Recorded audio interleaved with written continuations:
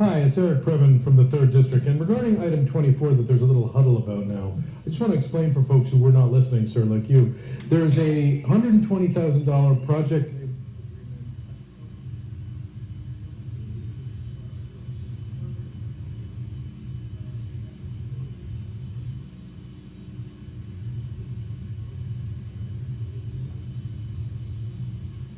Do.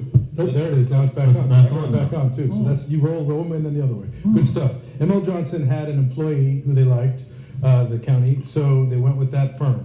Then they found out that that employee had a deal with Parsons, and then they said, oh, in which case let's throw the whole thing back. Let's do it again. And then they came back with Parsons because they had the guy they liked. Now, Mr. Johnson objects, obviously, and the process is obviously disgusting. And $120,000 is all what's at stake here. But imagine for these giant contracts we've talked about in the past. So that's why I ask you to pay attention, sir, in the future. You're talking again to your guy. You're a busy man. I get it. Moving on.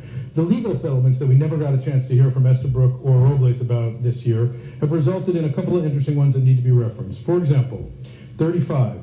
Hernsberger of the DA's office. This is abhorrent and embarrassing because we hold DAs to, they're almost above reproach. This guy was grabbing the rear ends of people in the office, $700,000 out the door. Very upsetting. And I know Supervisor Kuehl's upset because she's a Google stockholder, and we found that women at Google were also being skipped over and, you know, passed and so on and so forth. It's a real problem. We've got to treat women fairly in America and here.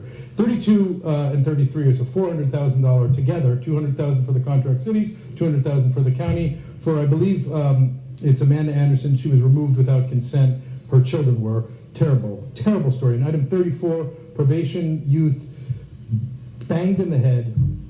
They did their best, but it was not nearly good enough. And the dirty little secret in that item is Note C, where they want to add cameras in all the probation facilities, like they ripped us off at the Sheriff's Department. We don't need cameras on the walls in every little private space. We need decent treatment by the many employees. And regarding item 28, the temps, I just want to make one short comment about that, which is that there should not be so much paperwork and clerical work in probation in 2017. Where is the brilliant workers who are helping us reduce the amount of unnecessary paperwork in the digital age? I mean, I really feel people could be spending more time with their probation folk. I think it was Mr. Spindler who says a terrible job. Item number 29, we have water well systems. This is up to $750,000. Sheriff, he's going to work up at Mira Loma on the water well systems. Eyes narrowing. I'm very upset because that's a toxic area where we don't want a women's facility. But here we don't even have the names of the firms that are. It's a model agreement. So how are we supposed to vet for conflicts or anything else? So that's a real problem.